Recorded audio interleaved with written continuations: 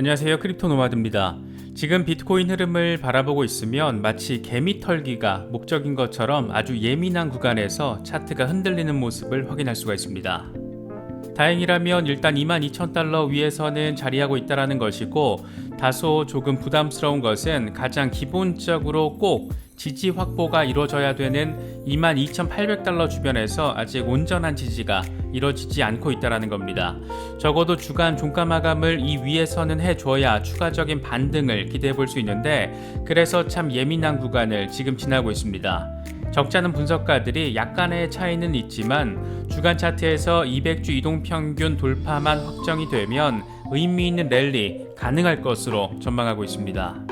비트코인이 힘을 좀 받는 것 같았지만 새벽에 한 방 얻어맞은 것은 월가의 어닝쇼크 충격의 파장으로도 바라볼 수가 있습니다. 트위터와 스냅 등의 어닝쇼크 충격으로 인해서 뉴욕 증시는 일단 하락 마감했습니다. 기대에 크게 못 미치는 실적을 발표한 트위터의 반응이 재미있는데, 이게 다 일론 머스크 때문이다, 이런 입장을 내놨습니다. 인류를 구하겠다라는 의지는 높게 사지만 이 양반 진짜 너무 많은 이 세계인들을 피곤하게 만드는 것 같습니다. 금리 리스크와 관련해서는 앞으로는 연준이 금리 속도 조절에 나설 거라는 전문가 서베이 결과가 나왔습니다. 블룸버그가 집계해서 보도한 내용인데, 이번 달에는 0.75%포인트를 인상하고 9월에 0.5%포인트, 이후에 11월과 12월에 각각 0.25%포인트 추가 금리 인상이 예측됐습니다. 이렇게 되면 올해 연말 기준금리가 3.5% 수준이 되는데, 이건 연준이 지난 6월 FOMC 회의에서 제시했던 3.4%보다 조금 높은 수치입니다. 리플 소송과 관련해서는 리플 측의 반격 역시 간단치 않다라는 점이 확인됐습니다. SEC가 최근 법원 명령을 뒤집어 달라는 요청서를 제출한 직후에 리플 측도 SEC를 비판하는 내용의 문서를 법원에 제출했는데, 내용이 꽤 직접적입니다.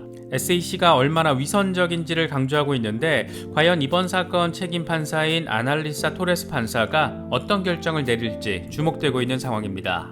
주말 아침 예민한 비트코인의 흐름이 확인되고 있습니다. 어쩌면 추가 하락을 한 번 더 확인할 수도 있고, 어쩌면 추가 반등을 확실하게 보여줄 수도 있습니다.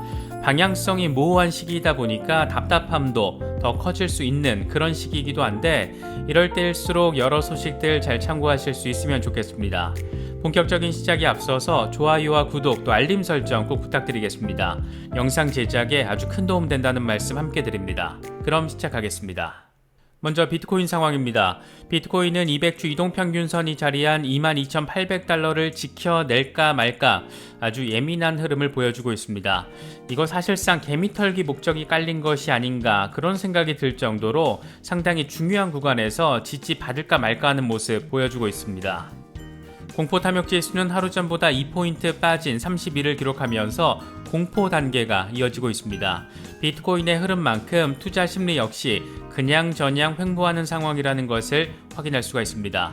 비트코인 도미넌스 역시 큰 변동성 없이 42%대 후반에서 오르내리고 있습니다. 현재 비트코인의 흐름과 관련해서 코인텔레그래프의 기고가 라케시 우페드히에는 비트코인이 7월 21일에 50일 단순이동 평균이 자리한 22,638달러 아래로 미끄러지기도 했지만, 황소 세력은 이때 공격적으로 매수를 진행했고 현재 23,363달러 간접 저항보다 높은 가격을 유지하려고 시도하고 있다. 21,729달러 부근의 20일 지수이동 평균은 상승하고 있고, RSI 역시 최소 저항 경로가 아래쪽이 아닌 위쪽을 보여주고 있다, 이렇게 설명을 했습니다. 그러면서 황소 세력이 가격을 23,363달러에서 24,276달러 저항선 위로 밀어 올리면 강세 모멘텀이 회복되고 비트코인은 28,171달러에서 3만 달러로 랠리할 수가 있다. 반면 20일 지수이동 평균 아래로 하락할 경우에는 곰 세력이 포기하지 않고 있다는 것을 의미하는데, 21,729달러 아래에서 종가 마감을 하면 곰 세력에게 유리한 상황으로 바뀔 수 있다라고 분석했습니다. 암호화폐 분석가 마이클 반데포페의 경우에는 1시간 차트 기준으로 23,800달러 부근에 단기 저항 구간이 형성됐다. 여길 돌파할 경우에 28,000달러까지의 반등도 기대해 볼 수 있다라고 분석했습니다. 그러면서 비트코인은 결정적인 저항선을 리테스트하기 위해서 움직이고 있다. 하지만 본격적인 상승을 위해서는 주간 캔들의 200주 이동평균 위에서의 마감이 필요하다. 여길 뚫지 못하면 다시 21,000달러까지 단기 조정을 받을 수 있다. 만약 테라 사태 같은 사고가 없었다면 시장은 이미 지금 가격대를 훨씬 뛰어넘었을 것이다. 이렇게 설명하기도 했습니다. 이 양반 역시 200주 이동평균선인 22,800달러의 중요성, 이게 돌파 확정된다는 것에 대한 중요성에 상당한 방점을 찍고 있다는 것을 느낄 수 있습니다. 트레이딩 플랫폼 트레이징의 경우에는 좀 더 범위를 넓혀서 분석을 제시했는데 이 회사는 비트코인의 주요 저항선을 28,000달러로 지지선을 18,000달러로 제시했습니다. 그러면서 세계의 주요 가격지대를 주시하고 있다라면서 상방향의 주요 저항선은 28,000달러, 이 부근은 작년 여름 지지선 역할을 했던 구간이다. 이렇게 설명을 했습니다. 그러면서 18,000달러 아래로 내려갈 경우에 다음 주요 지지라인은 2020년 돌파 지점이 자리한 12,000달러 부근이 될 것이다 라고 전망했습니다.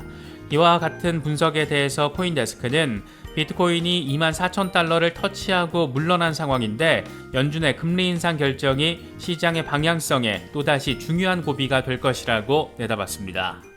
조금 치고 나갈까 말까 했던 이 비트코인의 흐름에 제동을 건 요인 가운데 하나로는 월가의 어닝 쇼크가 한몫을 한 모습입니다. 먼저 스냅의 경우에는 어닝 쇼크 수준이 상당히 눈에 띄는데 전장 대비 무려 39% 수준의 폭락을 확인했습니다. 알파벳 역시 5% 넘게 빠졌고 메타는 7.5% 수준으로 미끄러졌습니다. 트위터의 경우에도 전년 동기 대비 매출이 1% 감소하면서 순손실 2억 7천만 달러, 우리 돈으로 3,500억 원을 기록하면서 적자 상태로 전환됐습니다. 트위터의 어닝 쇼크 원인 분석이 재미있는데 트위터는 머스크의 트위터 인수 보류와 이와 관련된 불확실성과 또 도전적인 거시경제 환경에 따른 광고 산업 역풍 탓이라고 진단을 했습니다. 일론 머스크 참 난해한 인물이라는 점이 시간이 갈수록 강하게 느껴지는 것은 꼭 기분 탓만은 아닌 것 같습니다. 올해 상반기 거시경제 환경을 어지럽게 만든 미국 연준의 금리 리스크는 가을바람이 불어올 때쯤부터는 서서히 완화될 것으로 예상되고 있습니다. 이번에 블룸버그가 이코노미스트 44명을 대상으로 서베이를 실시했는데 연준이 이번 달 0.75%포인트를 인상한 뒤에 9월에는 0.5%포인트, 이후에 11월과 12월에는 각각 0.25%포인트를 인상할 것으로 예측됐습니다. 이렇게 되면 연말 미국의 기준금리는 3.5%까지 오르게 되고 이건 연준이 6월 FOMC 회의에서 제시했던 전망치 3.4%보다 조금 높은 수치입니다. 특히 연준이 2023년 초에 금리를 추가로 올려서 3.75%에 도달하게 만든 뒤에 금리 인상을 중단할 것으로 조사가 됐는데 금리 인하 착수 시점이 2023년 하반기가 될 것이라는 응답이 45%로 가장 많았습니다. 이게 좀 먼 이야기 같아서 별거 아닌 걸로 느끼실 수도 있겠지만 연준이 만약 내년 말부터 금리 인하를 단행하면서 시장에 돈이 돌게 만드는 상황, 이걸 현실화할 경우에 암호화폐 시장에는 단순 금리 인하 이상의 그 효과가 발생할 가능성이 높습니다. 비트코인의 다음 반감기가 2024년 5월 초쯤으로 지금 예상되고 있기 때문입니다. 비트코인의 반감기 랠리가 기대되기 직전에 금리가 전격 인하된다. 이 중장기 계획을 통해서 시장에 접근하시는 분들이라면 이런 상황적 요인들도 잘 체크하시면 좋을 것 같습니다. 요즘 이더리움이 과연 예상 날짜에 맞춰서 지분증명으로 전환이 될 수 있을지가 상당한 관심 포인트로 부상했습니다. 이런 상황에서 거래소의 이더리움 보유량이 최근 4년 최저 수준을 나타내고 있다는 점은 그래도 나름 긍정적인 신호로 해석되는 부분입니다. 디크립트는 글래스노드 데이터를 인용하면서 이더리움 2.0 스테이킹 물량이 급증하며 중앙화 거래소에 보관된 이더리움이 4년 만에 가장 적은 규모를 보이고 있다라고 보도했습니다. 그러면서 거래소 보유 이더리움은 1909만 이더로 이건 2018년 7월 2000만 이더 이후에 가장 낮은 수준이다. 거래소 보유 이더는 최근 5일 동안만 해도 10% 감소했다. 거래소 이더 유출량 역시 13개월 최고치를 기록했다. 반면 이더리움 2.0 비콘 체인에는 현재 1314만 이더가 스테이킹돼 있는 등 꾸준한 증가세를 보이고 있다. 이렇게 설명을 했습니다. 기본적으로 거래소 밖으로 물량이 빠져나간다는 것은 매도 압력을 낮추는 것이어서 시세 상승 가능성을 의미할 수가 있고, 이번 이더리움의 경우에는 이더리움 지분 증명 전환에 대한 기대감이 스테이킹 물량 증가로 이어지고 있다는 점에서 조금 더 아주 많이 눈에 띌 수밖에 없는 부분입니다. 단기적인 이더리움 시세 흐름과 관련해서는 약간의 조정을 받고 있긴 하지만 여전히 황소 세력이 주도권을 잡고 있는 상황으로 분석됐습니다. 라케시 오페드이에는 1345달러 부근에 자리한 이더리움의 20일 지수이동 평균이 상승하고 있고, RSI 역시 과매수 영역 근처에 있어서 매수 세력에게 유리한 상황이다. 황소들은 가격을 1700달러 간접 저항 위로 끌어올리기 위해서 노력할 것이다. 이게 성공할 경우에 2000달러까지 상승할 수가 있다. 반면 1700달러에서 곰 세력이 공격적으로 방어를 할 경우에 1600달러에서 1700달러 사이에서 통합될 수가 있는데, 만약 이 지지선 아래를 밑돌 경우에는 1345달러까지도 후퇴할 수 있다라고 전망했습니다. 이어서 리플 관련 소식들 짚어보겠습니다. 리플 XRP는 현재 0.35달러 바로 위에 자리하고 있는데, 이게 딱 20일 지수이동 평균 부근이라서 지금 XRP 역시 꽤 예민한 구간에 걸쳐 있는 상태입니다. XRP의 흐름과 관련해서 라케시 오페드이에는 20일 지수이동 평균이 점진적으로 상승하고 있고, RSI 역시 플러스 영역에 있어서 매수 세력에게 유리한 상황이다. 황소 세력은 0.39달러 저항 위로 밀어 올리려는 시도를 할 것이다 라고 전망했습니다. 이게 성공할 경우에는 0.45달러 간접 저항까지 확장할 수가 있는데, 곰 세력의 강력한 도전이 예상되는 구간이다. 다만 이동평균 아래에서 종가 마감을 할 경우에는 강세 전망은 무효화되고, 이후에 0.3달러에서 0.39달러 사이의 큰 범위에서 통합될 수 있다라고 분석했습니다. XRP와 관련해서는 의미 있는 온체인 데이터도 제시가 됐는데, 센티멘트는 XRP가 지난주에 몇 가지 주요 이정표가 확인됐다라면서 주의 깊게 XRP의 흐름을 관찰할 필요가 있다 이렇게 밝혔습니다. 센티멘트가 공개한 데이터는 두 가지인데, 첫 번째로는 토요일에 XRP 일간 활성 주소가 20만 8천 개로 2020년 2월 이후에 최고 수준을 확인했다라는 점, 또 하나는 지난 수요일에 8,540억 개의 XRP에 대한 주소 변경이 이루어졌는데, 이건 역시 2020년 12월 이후 최고치라는 점이 공개가 됐습니다. 이게 과연 어떤 의미를 지니는 것인지 아직 단언적으로 딱 잘라서 예상할 수는 없겠지만 상당히 눈에 띄는 상황이기 때문에 센티멘트는 계속해서 주의 깊게 바라볼 필요가 있다 이렇게 덧붙인 것으로 바라볼 수가 있습니다.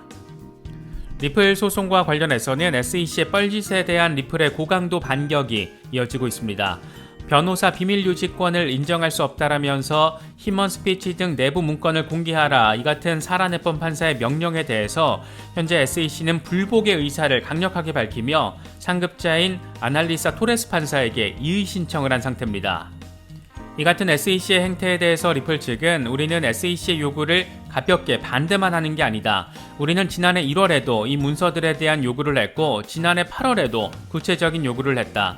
팩트 디스커버리가 11개월 전에 종료됐고 양측은 지금 약식 재판을 준비하고 있다. 수개월 동안 SEC는 새로운 주장을 하면서 소송을 지연시켜왔다. 네뻔 판사는 참을성 있고 끈기 있게 힘먼 스피치와 관련된 SEC의 주장을 들어왔고 최종적으로 그들의 주장을 기각했다. 물론 SEC가 법원의 판결을 검토할 권리는 있지만 이게 소송을 필요 이상으로 지연시키는 것이 되어서는 안 된다. 이번 이슈는 법원의 판결 범위 안에서 잘 정리가 돼야 한다. 이렇게 조목조목 SEC를 조지는 내용의 입장문을 법원에 제출했습니다. 이 수신자는 토레스 판사입니다. 리플 측을 지지하고 있긴 하지만 이게 중립적인 관점에서 상식적으로 바라보더라도 틀린 말이 하나도 없다 보니까 SEC의 저런 행태가 더 짜증나게 느껴지는 것 같습니다. 주말을 거치면서 비트코인의 주간 마감 상황도 중요하고 이번 연준의 금리 결정 직전까지는 일정 부분의 변동성 장세 예상해 볼 수가 있습니다. 단기적으로 충분히 차트가 흔들릴 수도 있는 상황이라는 점도 참고하시면서 시장 바라보시면 더 좋을 것 같습니다. 여러 소식들 잘 참고하실 수 있으면 좋겠습니다. 이번에 준비한 영상은 여기까지입니다. 영상이 도움이 되셨다면 좋아요와 구독 또 알림 설정 꼭 부탁드리겠습니다. 영상 제작에 아주 큰 도움 된다는 말씀 함께 드립니다. 언제나 성투하시기를 기원하겠습니다. 시청해주셔서 감사합니다. 지금까지 크립토 노마디였습니다.